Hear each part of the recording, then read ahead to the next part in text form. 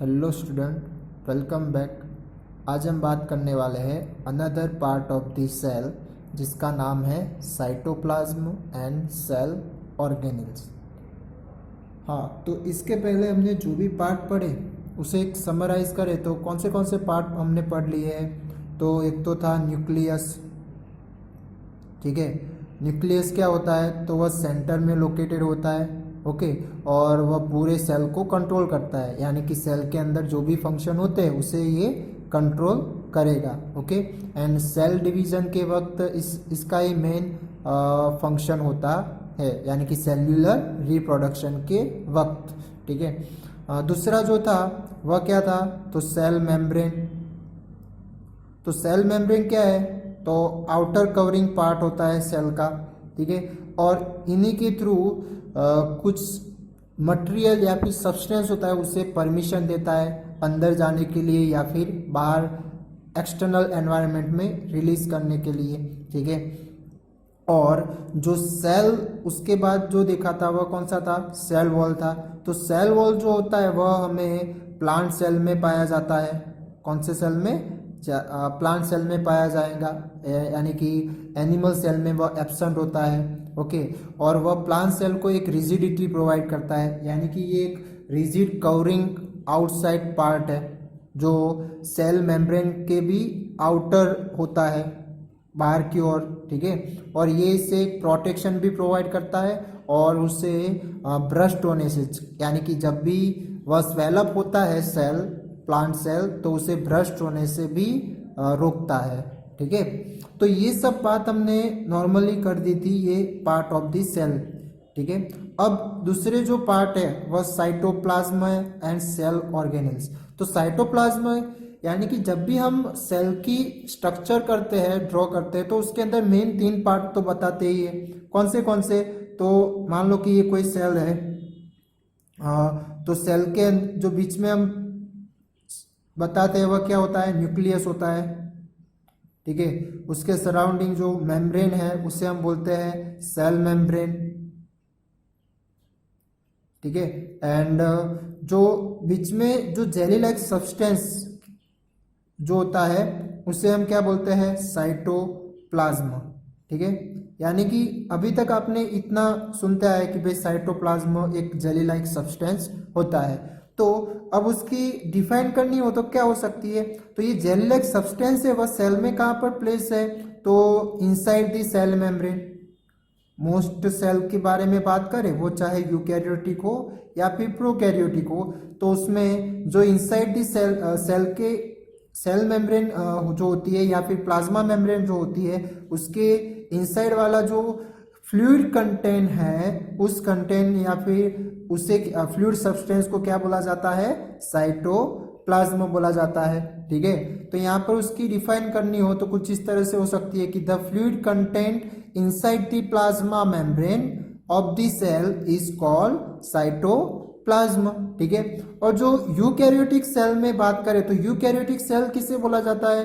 तो जिसका well defined nucleus जिस सेल के अंदर पाया जाए उसे क्या बोला जाता है? यूकैरियोटिक सेल, यानी कि ट्रू न्यूक्लियस होता है, उसके अंदर न्यूक्लियस प्रेजेंट होता है। और जो प्रोकैरियोटिक सेल होता है उसके अंदर न्यूक्लियस एक वेल फॉर्म में पाया जाता नहीं है। ठीक है, उसके अंदर कौन से फॉर्म में होता है? तो वह न्यूक्लियोइड के फॉर्म में होता है। ओके, तो जो यूकैरियोटिक सेल के अकॉर्डिंग साइटोप्लाज्म की डिफाइन करें तो कुछ इस तरह हो सकती है कि यूकैरियोटिक सेल यानी कि वह उसके अंदर न्यूक्लियस पाया जाता है। ठीक है, तो न्यूक्लियस की सराउंडिंग जो मेम्ब्रेन होती है उस मेम्ब्रेन को क्या बोलते हैं? हम न्यूक्लियस मेम्ब्रेन बोलते हैं। ठीक है, तो वह जो न्यूक्लियस मेम्ब्रेन है वह, और जो प्लाज्मा मेम्ब्रेन या फिर सेल मेम्ब्रेन, तो उन दोनों के बीच का जो रेजिन बनता है, जो फ्लूइड लाइक रेजिन है, यानी कि जो फ्लूइड कंटेंट है, उस कंटेंट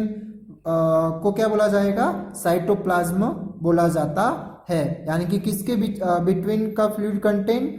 तो site cell membrane and nuclear membrane. ठीक है, जिसे हम न्यूक्लियर एनवेलप भी बोलते थे।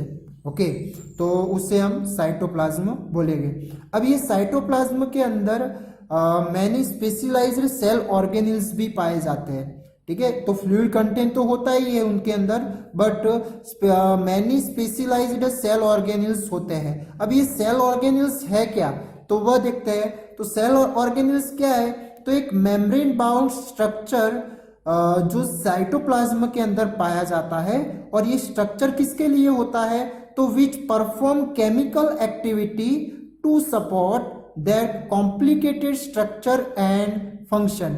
यानी कि अब सेल है तो सेल के अंदर डिफरेंट डिफरेंट तरह से फंक्शन होते हैं, तो वह फंक्शन करने के लिए उनके अंदर स्पेसिफिक मेम्ब्रेन बाउंड स्ट्रक्चर पाया जाता है जो डिफरेंट डिफरेंट फंक्शन परफॉर्म कर सके। तो इस तरह के जो मेम्ब्रेन बाउंड लिटल स्ट्रक्चर जो साइटोप्लाज्म के अंदर पाए जाते हैं उसे बोला जाता है सेल ऑर्गेनिल्स। ठीक है, तो ये सेल ऑर्गेनिल्स क्या करेंगे, तो वह एक स्पेसिफिक फंक्शन सेल के लिए प्रोवाइड करते हैं। और ऐसे फंक्शन को दूसरा बोलना हो तो केमिकल एक्टिविटीज भी हम बोल सकते हैं, जैसे कि एनर्जी बनाने का काम हो गया, प्रोटीन सिंथेसिस करने का काम हो गया। ठीक है, तो इस तरह की डिफरेंट डिफरेंट केमिकल एक्टिविटी उनके अंदर परफॉर्म होती है। तो वह किन के थ्रू होगी, तो इन सेल ऑर्गेनिल के थ्रू।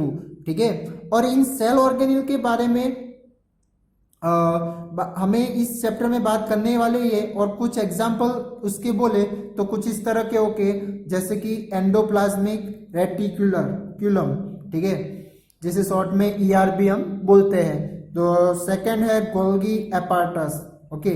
थर्ड है लाइसोसोम, फिर माइटोकॉन्ड्रिया, प्लास्टिड एंड वैक्यूल। तो ये सब क्या हो जाएंगे, सेल ऑर्गेनिल्स, जो हमें इस चैप्टर में देखने वाले हैं, जो नेक्स्ट वीडियो में हम देखेंगे। तो ये इन सभी ऑर्गेनिल्स का एक स्पेसिफिक फंक्शन होता है, और इन्हीं फंक्शन के थ्रू हम सेल को क्या बोलते हैं, लिविंग बोलते हैं। ठीक है, कि ये फंक्शन, ये सब ऑर्गेनिल्स फंक्शन करते हैं, इसी की वजह से सेल एक लिविंग बोला जाता है। ठीक है, और इन्हीं सबको कंट्रोल करने का काम कौन करेगा, तो न्यूक्लियस करता है।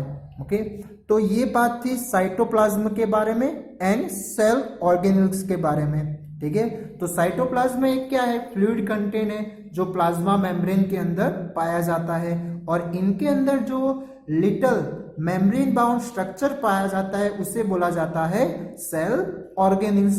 और इन्हीं सेल ऑर्गेनिल्स की वजह से जो सेल के अंदर स्पेसिफिक फंक्शन परफॉर्म होते रहते हैं। ओके, वह चाहे एनर्जी बनाने का काम हो या फिर डिफरेंट डिफरेंट केमिकल एक्टिविटीज ही क्यों ना हो। ठीक है, और इन्हीं की वजह से सेल को एक स्पेसिफिक स्ट्रक्चर भी प्रोवाइड होता है और फंक्शन भी प्रोवाइड होता है। और ये जो सेल ऑर्गेनिल्स होते हैं वह किसके अंदर पाए जाएंगे, तो जो यूकैरियोटिक सेल होते हैं। ठीक है, तो वो यूकैरियोटिक सेल के अंदर वह पाए जाते हैं, वो चाहे प्लांट सेल हो या फिर एनिमल सेल ही क्यों ना हो। ओके, और इनके सराउंडिंग भी मेम्ब्रेन पाई जाती है। इसकी वजह से ये जो सेल ऑर्गेनिल्स के इनर जो कंटेंट होता है वह साइटोप्लाज्म के थ्रू क्या होगा, वह सेपरेट भी रहता है। यानी कि साइटोप्लाज्म से वह सेपरेट पाया जाएगा।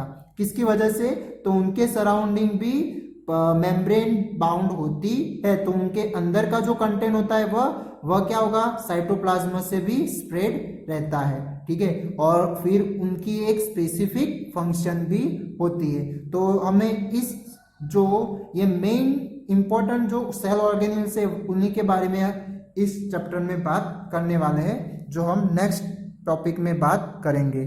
ठीक है, तो आज के लिए इतना ही। Thank you.